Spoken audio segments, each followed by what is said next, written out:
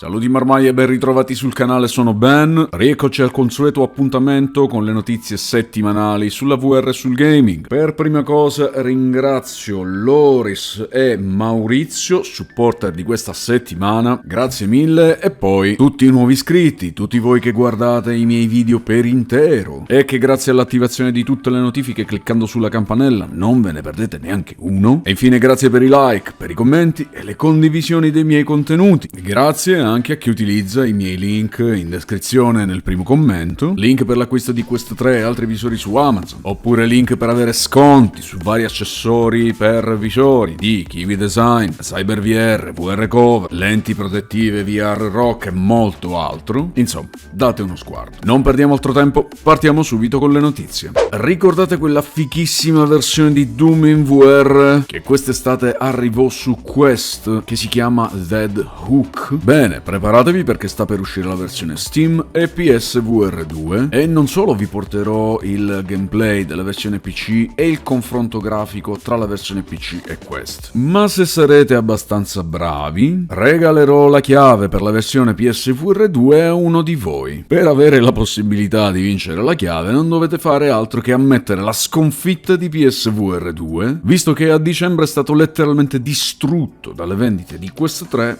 e Quest 2. Au, questo deve proprio fare male. Ma non solo, perché a un anno dalla sua uscita non sono ancora riusciti a raggiungere il 1.000.000 di vendite di unità previste entro i primi 6 mesi. Ah, e di tutte le sue fantastiche esclusive, il gioco più venduto del 2023 è stato Pavlov. Beh, se questo vi basta e anche voi avete capito che Sony odia PSVR 2, non io, perché io mi limito a riportare i dati e, come voi, rimanerci male per il fatto che un visore con focus 100% sul gaming, che avrebbe potuto portare milioni di giocatori in VR, purtroppo non ha avuto il supporto adeguato da parte di Sony, con una campagna di marketing e una comunicazione degna di quello che poteva essere uno tra i migliori visori VR. Ma voi siete l'utenza PlayStation, quella che si accontenta dei remake e quella che gioisce per il 39esimo gioco su Spider-Man, che poi è sempre lo stesso, quella che gioca alle mod dei giochi flat in VR, ottimizzate col culo e che riproiettano, quelli che per un accessorio di una console che costa più della console ritengono di avere tra le mani il miglior visore VR, con un anno di vita ma già vecchio di 5, con lenti Fresnel e cavo, pensato per farvi giocare da seduti e con giochi che su PC girano perfettamente, ma che non riescono ad avere un frame rate decente quando arrivano su PSVR 2. Beh, e comunque, se riuscite a capire quanto siete voi stessi a distruggere l'ecosistema di PSVR 2, nel momento in cui accettate tutto questo, basta farmelo sapere tra i commenti e sceglierò uno di voi a cui regalare la chiave di Dead Hook. E conosco già le risposte. Te lo puoi tenere.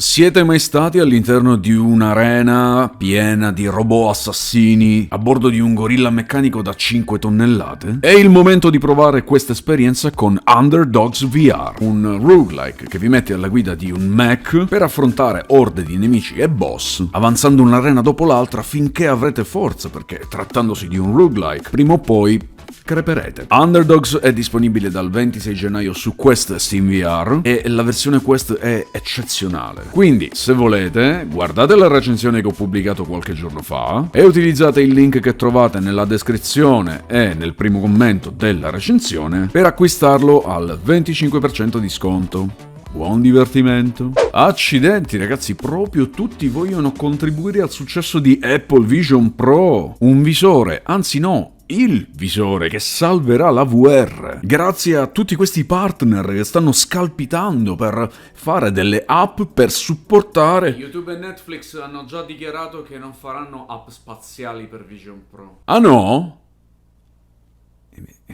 Pensate un po', proprio come Netflix, anche YouTube non svilupperà un'app nativa per Vision Pro e addirittura sta bloccando l'app sull'iPad, visto che i dispositivi Apple potranno fare il casting nel visore. Quindi Google, che non sono stupidi, bloccherà l'app su iPad in modo che non si potrà fare il casting. Ovviamente si potrà sempre accedere a questi servizi tramite browser, come consiglio di fare anche agli utenti di Quest, perché le app non danno la possibilità di accedere al contenuto con la massima risoluzione. Quindi è meglio utilizzare il browser. Tuttavia, almeno per il momento, altre app come Disney Plus, Prime Video, Discovery Plus saranno disponibili come app su Vision Pro. Nello specifico, Disney Plus offre 4 ambienti virtuali a tema che trasformeranno la stanza dell'utente in una sala cinema immersiva, dove sarà possibile guardare contenuti video su uno schermo gigante. L'unico problema nel fare ciò potrebbe essere l'uso prolungato, visto che Vision Pro dispone di una batteria esterna che dovrebbe offrire una durata di circa 2 ore, ma soprattutto il peso del visore, che è 650 grammi, che potrebbe risultare poco confortevole, come già stato ribadito da chi lo ha già provato. Girano voci che Meta voglia concentrarsi maggiormente sullo sviluppo di tecnologia IA, allontanandosi da VR e AR. Ma la scorsa settimana Mark Zuckerberg in persona ha negato categoricamente queste affermazioni. Le sue parole infatti sono state: e in poche parole significa il focus dell'azienda resta lo sviluppo di VR, AR e metaverso, e anzi l'integrazione di tecnologia IA nel settore VR può solo migliorare i progressi nello sviluppo di nuovo hardware e software. Quindi tranquilli, il vero salvatore della VR continuerà a salvare la VR. Allora, Bulletstorm è un gioco di merda, un pessimo porting della vecchia versione flat del 2011, quindi non lo comprate. Andiamo avanti.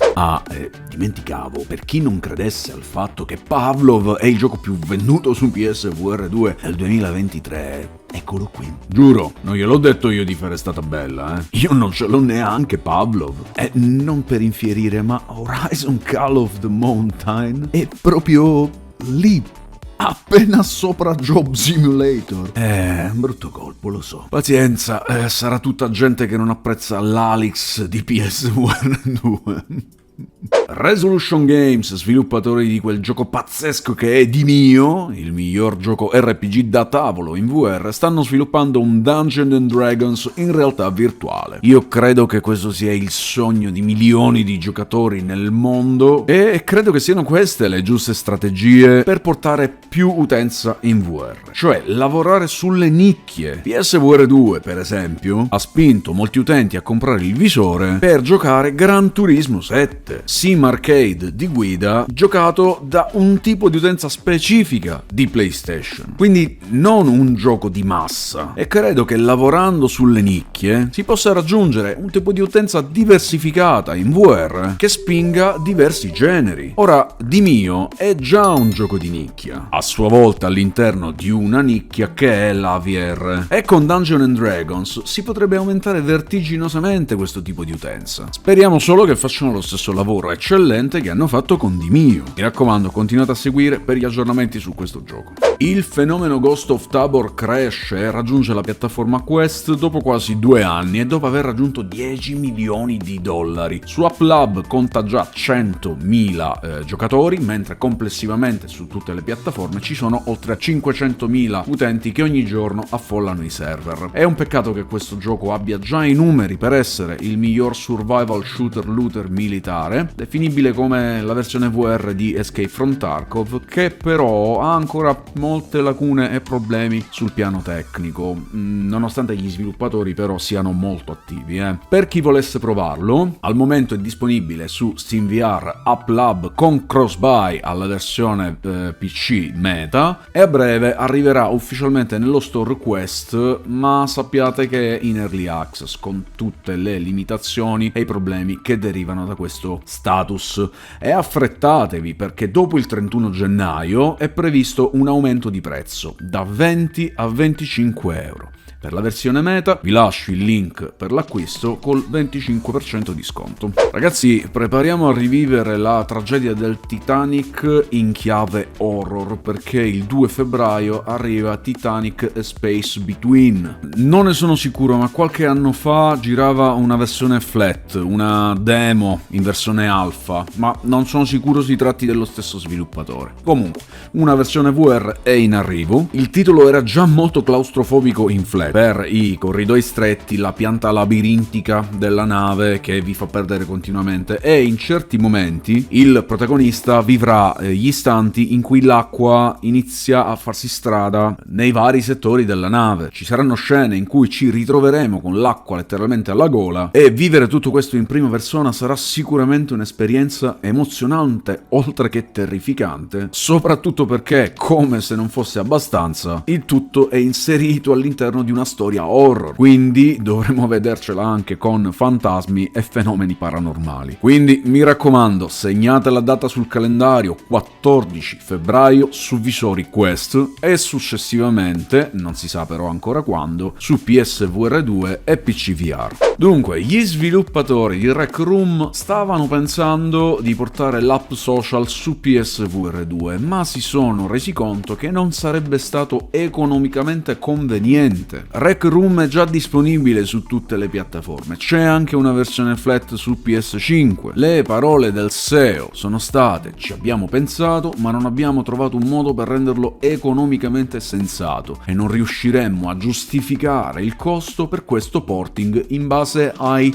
numeri. Ragazzi, lo ripeto per l'ennesima volta, che non ce l'ho con PSVR 2, ma sono i dati a parlare chiaro. Fossi possessore di PSVR 2, io mi preoccuperei di tutte queste notizie relative ai numeri, che non mi invento, potete trovarli voi stessi. È preoccupante che un'app come Rec Room, che ha fatto più di 3 milioni di utenti al mese, non trovi giustificazione nei costi per fare un porting per PSVR 2. E nonostante ultimamente ci siano stati titoli come Synapse, come le mod VR dei Resident Evil Village e il remake del 4, è evidente come gli sviluppatori preferiscano altre piattaforme, quali PC VR e Quest. Non ci sono piani a lungo termine per PSVR 2, non ci sono stati annunci di giochi first party per il 2024, First Contact Entertainment ha chiuso dopo il lancio disastroso di Firewall Ultra. Quindi come diavolo fate voi, possessori di PSVR 2, a continuare a dire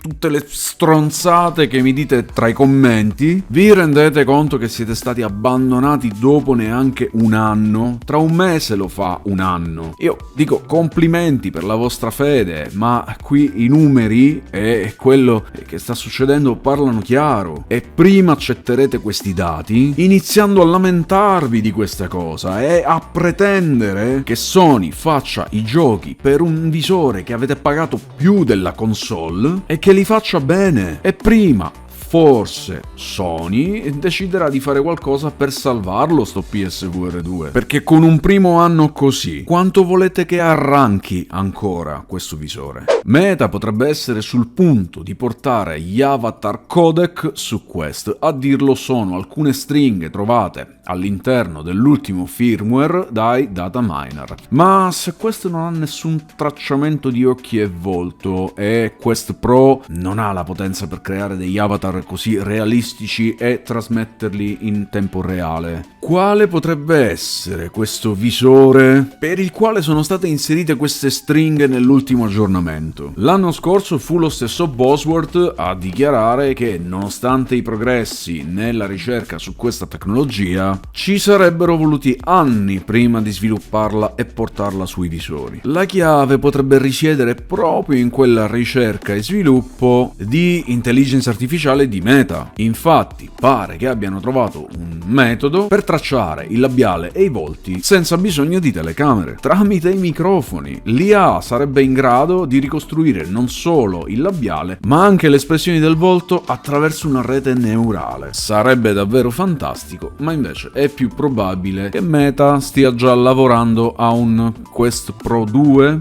e sempre Meta aveva dei piani per portare Quest 3 Lite in Cina, ma a quanto pare sono già stati annullati. Il progetto era frutto di una collaborazione tra Meta e Tencent, la quale si sarebbe occupata delle vendite dei visori nel mercato cinese, e le due aziende avrebbero collaborato per tradurre i contenuti dello store in lingua cinese. In poche parole, parole è lo stesso tipo di collaborazione che c'è già tra Tencent e Nintendo. Questa notizia è sicuramente positiva per ByteDance, diretta concorrente di Meta, che grazie a questa collaborazione avrebbe invaso quella parte di mercato dominata appunto da ByteDance, proprietaria di Pico, che però, nonostante il campo libero, non ha raggiunto i numeri di vendita che avevano pronosticato. Synth Riders, dopo 4 anni dal primo pacchetto aggiuntivo, ottiene 9 nuove canzoni con l'update Electro Swing Essential 2. Al momento possono essere acquistate in un bundle a $8 oppure singolarmente a $2 l'una. Il pacchetto è disponibile su Quest, PCVR e PSVR 2 e anche qui valgono le stesse condizioni per Dead Hook se volete la chiave per la versione PSVR 2. Meta sta cercando di offrire un'alternativa più economica per guardare i video spaziali fatti con l'iPhone su Quest 3 nativamente, perché al momento i video spaziali possono già essere visualizzati su qualsiasi visore VR, ma dopo essere stati trasformati in video 3D affiancati utilizzando un'app per iPhone che si chiama Spatialify. Tra le stringhe dell'ultimo aggiornamento sono state trovate quelle che sembrano essere le descrizioni di una funzione che consentirebbe di abilitare la possibilità di caricare video spaziali sull'app Meta su iPhone. Questo potrebbe eliminare quindi la necessità di trasferire questi video su PC e visualizzarli direttamente nel visore. iPhone 16,